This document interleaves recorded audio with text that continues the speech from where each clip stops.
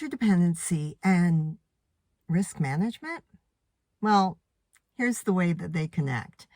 One, you're going to get a whole lot better risk identification. Two, it's a lot easier when there are more people participating, let's be real, because they're going to have insight to organizational and process potential risks, potential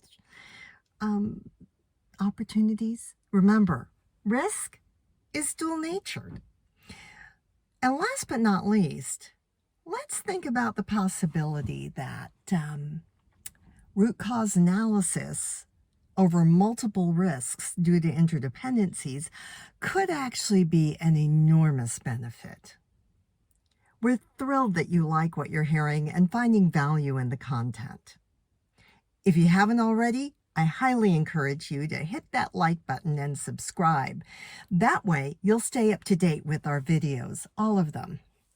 And if you have any specific topics that you'd like us to address also, please get the contact information that's always at the end of the videos and get in touch with us. All right, back to the topic at hand. Now, so far, we've covered the nature of interdependence, whether it's complex versus complicated.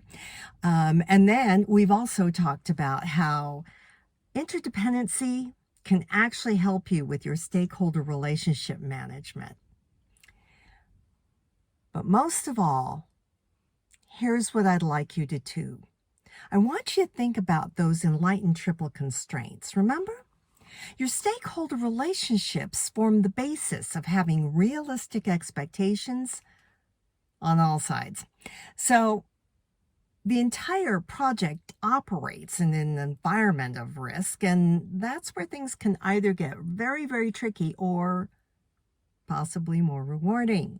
So, a couple of do's and don'ts. Don't overthink it. But by the same token, don't oversimplify it either.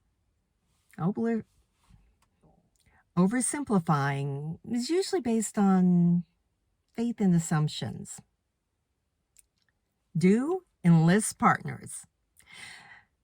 And last but not least, do maintain humble confidence. If you're not familiar with the term, check out Adam Grant's book, Think Again.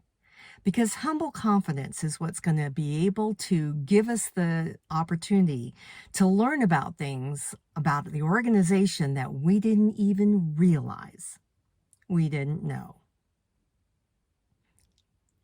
Now, a very long time ago, I was working on a project where we were doing, as part of a overall office remodel, we were going to be doing some upgrades to the IT department and to the wiring system in the entire building. Yes, we used to use wires. Anyway, it was scheduled for 3 o'clock in the morning on the 14th of the month because that happened to be the only time, what with the international time zones and everything, that nobody was theoretically into the system. Except the finance department. You see, on the day before monthly payroll, which hit everybody's bank account on the 15th, the finance department was in the mainframe nonstop. It was in distributed servers nonstop, and 3 o'clock in the morning was not idle for them. Were we upgrading anything in the finance applications? Not a thing. Were we upgrading anything in the security systems that allow the finance department to interact with all of those banks? No, not a thing. But if we'd realized just how interdependent many of these organizations, different departments were, we probably could have avoided a phone call at 3:15 one morning that was, well, let's just put it this way. I'm really glad I was not the project manager on that particular project. So, tip 1, risk identification. Let's face it, the more we know about the interdependence of every single part of the organization, the better we're going to be at identifying potential threats and opportunities. I mean, how can you identify something if you don't even know why it might exist? Then there's tip 2. It gives you an expanded risk management team. Not a bad thing, don't you think? Because organization concerns can be a little bit global, but specific process concerns that can be very, very specific.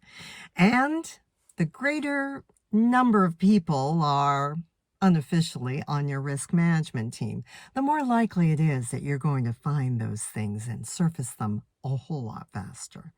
You know, like before the 3:15 in the morning calls. And then root cause analysis.